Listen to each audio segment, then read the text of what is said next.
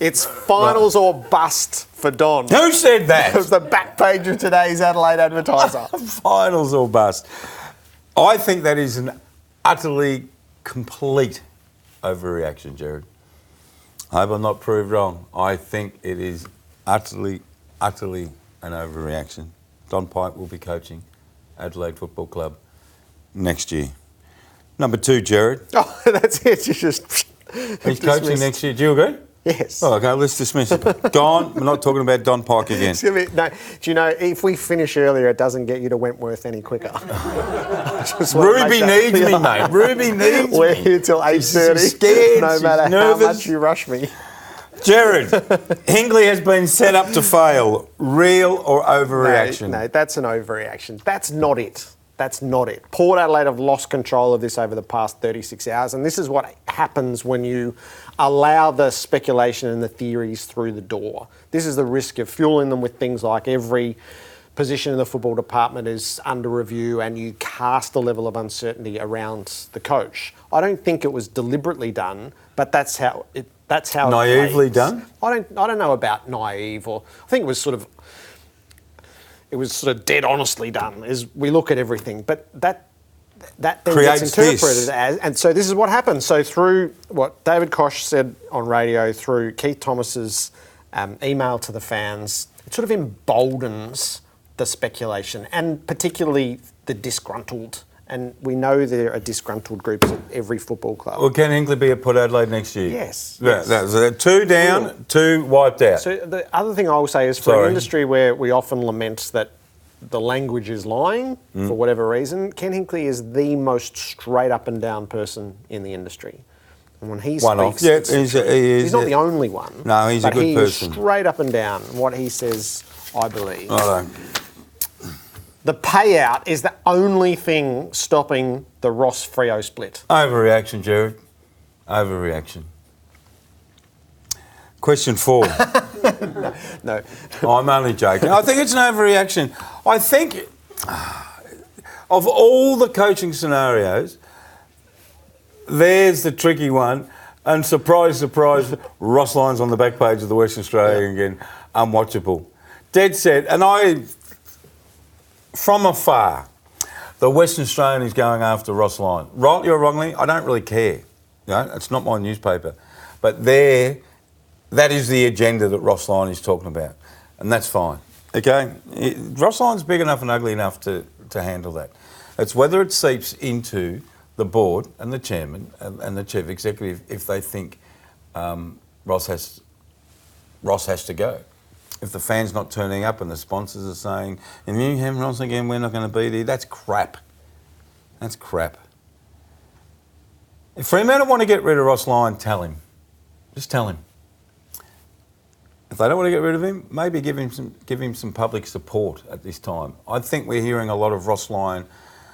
Sometimes I think Ross is actually begging for his job. And that's a strong word, begging. But he's just reminding everyone that, I want to be here. I'm here. I deserve to be here.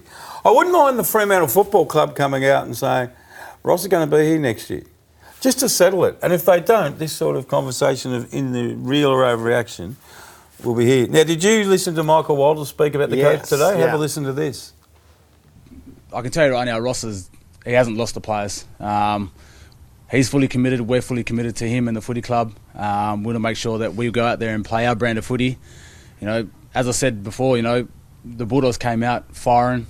They came out playing their brand of footy, and we just weren't able to match it. Jared, 4. Only Clarko will beat Teague to the Blues job. So I'm not there, but I respect the view that is being put forward. So I'm overreaction, but if you were to go real, I wouldn't argue the toss with you. So I still think Carlton will test Teague against a hand-selected few. And the very fact that, as matters stand, they're not going to run the interview process with him until the end of the season, I think lends itself to that.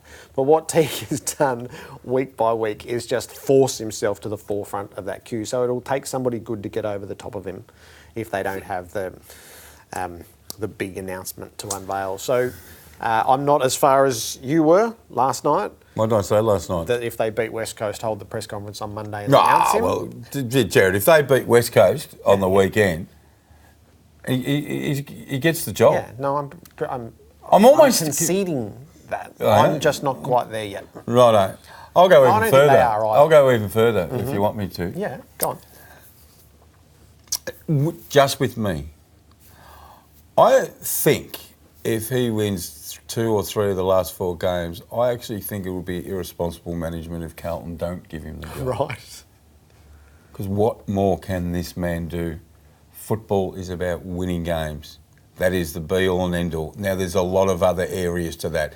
List management. There's football. There's running a whole football department. There's your high-performance team. But the core fundamental is coaching your team. I said this last night. If they overlook him, they better get someone who is going to take this club forward because they are pinning their flag to this new bloke, mate. Righto, that's all I'm going to say. Okay, so following on from only Clarko can beat Teague to the Blues job, Clarkson will not coach Carlton. I told you 2 weeks ago, Jared, we are not talking about Alastair Clarkson ever again. that was Ross. We had our pinky swear on Ross. Well, we've just been talking about Ross tonight. We had our little pinky on it. Righto, everyone, I promise you, we are not talking about Alastair Clarkson leaving Hawthorn again. No, he sat This here is it. and laid it out so clearly.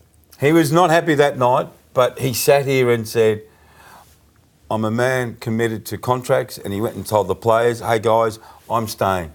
Everybody, stop saying that Clarkson's a chance for Hawthorn, for Carlton. Just don't say. He's banned. Okay? He's banned. Finger again. Pinky. Well, it's not really like, you know, an oath. What was that? Blood oath. The blood oath. No, yeah, that movie you and Bob like. My handshake's like oak. Oh, Jerry Maguire. Jerry Maguire. 6, Jared. The Yes. Saints are falling in love with Brett Ratten. Yeah, this might be real. The only That real we might be got. real. Oh no, the Clarkson won't. No, we didn't just go. No more Clarkson. There's just something that feels very right about it, and then you trace it back a little bit. St Kilda hand-picked Brett Ratten to come to the club. Yep. And then within a matter of months, he's the senior coach. Richo wanted Brett Ratten at the club. He's so natural in the job. So this has only played out for 2 weeks so far, but if they were looking for evidence of why, there's a lot of evidence already in front of them why. So I think he'll see off that band. Whoever has sort of like-for-like experience with Brett Ratten, I think by the time he finishes this season, he'll have the advantage of incumbency over them. And then it'll become an issue if they got something truly wondrous or imaginative to go to. But I like Ratten. Late question. Hang on. Yes.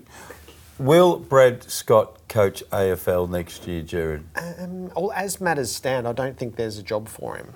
So that's but a no. in the volatility of what we think is an overreaction for the moment, it's possible other jobs will open up. You do know, since you've said that Brad Scott won't be coaching next year, it's online now. What's Jared Waitley said Brad Scott won't coach next year. That's not how that unfolded. You all saw it. That's not how it unfolded. Not taken out of context. You said he won't be coaching next year.